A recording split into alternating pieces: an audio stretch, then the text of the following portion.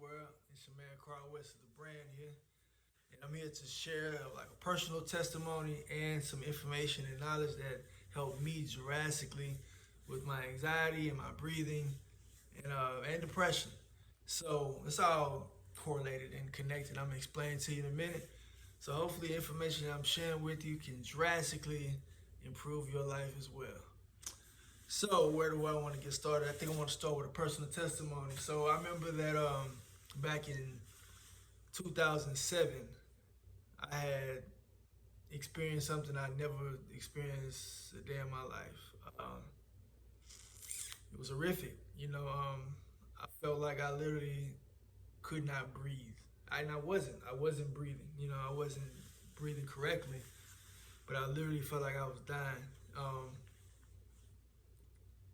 I don't know. I mean, I was trying to breathe, and obviously, I was doing some type of breathing, but I wasn't. It wasn't fulfilling. And I just was walking around the house, just like frantically pacing, and I was telling myself to drink some water, and like it seemed like I couldn't even. I was shaking, and I couldn't even drink. My mouth was I had like cotton mouth, and it was miserable. I was miserable, and I remember I was trying to.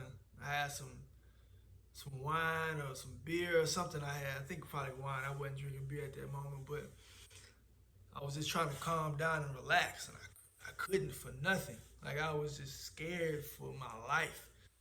So at that time, I couldn't speak. I was home alone, and I reached and grabbed my phone. I was really tempted to call 911, but I didn't. And at the time, my sister stayed about 5 to 10 minutes away. So I shot her a text message, and she shot over. It was like, hey, I can't talk. I need you. It's urgent. Come to the house. I can't breathe type of message. And obviously, whatever. She got ready real quick. Shot over to the crib, and only thing she did was just hug me, just wrapped her arms around me and just say, breathe. It's gonna be okay. Breathe. Take deep breath. Like just breathe. And I swear to you, just her comforting me and just telling me to take a deep breath and relax. I was like, I can breathe. I'm good. It was like that. It was like almost, I don't know. It was better than medicine. You know, better than medicine. So um, at that time, I wasn't knowledgeable about what just happened. I didn't really dig deep into it. So it happened. It kept happening. It kept happening. Occurrences like that. And then I came up on the knowledge. I was just doing my research. Looking up YouTube videos and doing whatever research, Google searches I can find, right? Whatever books, whatever knowledge that I can get on anxiety and depression. That's what I was doing. But um, even before that, I went to the medication route. I got prescribed different medications and whatnot, but all that make you drowsy. And I was in the gym, I was working out, so taking medication and trying to be active, all that, very heavily sedated medications don't go ahead, they don't coincide with each other. You can't, right? So I just began to educate myself, really listen to probably, I don't know, probably 10,000 hours worth of information that helped me, with my anxiety. All right, peace. So here is the actual information that helped me drastically change my life, and hopefully it'll be impactful for yours as well. And it's very simple. It's something that you're gonna look at as like, that's it, right? But let me just offer you my perspective on it. So hopefully it'll help you. So what has drastically helped me with my anxiety is my breathing and my posture, and being conscious of my breath and my breathing and how fast and how slow and how long my breaths are. as well as how good my posture is. Let me turn around. So I can't expect to breathe if I'm slunched over like this. So I'm gonna talk to you like this, right? I'm gonna say 1, 2, 3, 4, 5, 6, 7, 8, 9. After a while, my breath will become real faint. I can't breathe down here. I can't breathe. My back is out here. My diaphragm is squished up, squished over. So, in order first to breathe properly, you have to sit up straight. And a lot of people are chest breathers. So you need to teach yourself to breathe with your diaphragm. And the only way to breathe with your diaphragm is inhale through your nose, allow your belly to expand.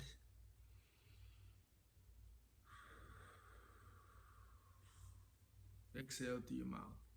But it's not easy because as adults, even before then, we got out of our way of our normal breath.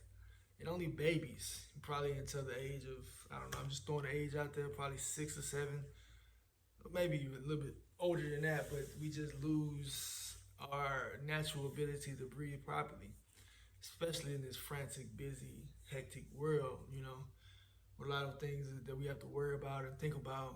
So the more busy we are, the more conscious we need to be of our breath. And so our posture, and being conscious of how you're breathing, how fast you're breathing, and if you stop breathing at all, right? Because I have a habit of, like when I'm real busy, it's like I almost shut down, right? I almost shut down, and I mean, technically I'm breathing, but I'm not breathing correctly. I'm not breathing that will prevent me from having another anxiety attack. I notice when I'm really in my zone, I'm busy. Once I stop, it's like my head is hurting and my chest is hurting, and I was like, I gotta lay down, or I just get short-winded. Like if I'm real anxious and I'm talking, I notice that I'm actually not even breathing properly while I'm talking. So after a certain time goes by, I notice that I can't talk no more. I don't have the energy for it. Or my mind gets like cloudy and my thoughts become distorted. That's because I'm not allowing enough oxygen to my brain. So just constantly focusing on my breathing, especially in hectic situations, stressful situations. And so the advice that I gave a friend of mine, that she was stating that she does deep breathing at night, but when she's working, she's with clients, she notices that it just kicks right back in.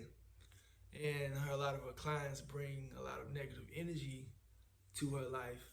So when you're an empath, you're very empathetic to other people's feelings and thoughts and emotions. It comes back to you, and you start to feel what they're feeling.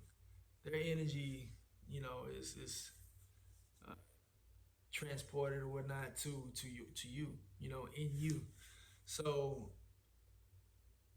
when that is occurring, you're not. You need to be aware of your current state of mind, and are you breathing right?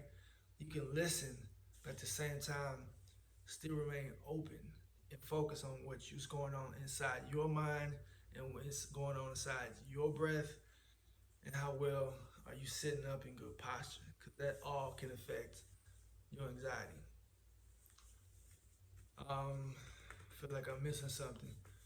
But for the most part, like, do research on diaphragmatic breathing and practice your deep breathing exercises, um, meditation for deep breathing, and just kind of leave the stressful world and you know what, I'm gonna close my eyes and meditate and focus on my breathing. I try to do that at least two times a day for roughly about 4 minutes. They have apps for that. They have this Breathing Plus app that I love, and I just literally just sit there, and it's very calming, soothing. I have like it has meditation music that kind of helps me kind of get focused on my breath, and it's an escape. It's a real escape. So I'm trying to think of what I missed. You know what's interesting is breathing is the only thing that you can do, our bodies does naturally, and meaning it's going to do it on its own. We don't have to control it. And something that we can control, right? It's both. We can stop our breath, or if we get distracted, our body's going to naturally breathe for us.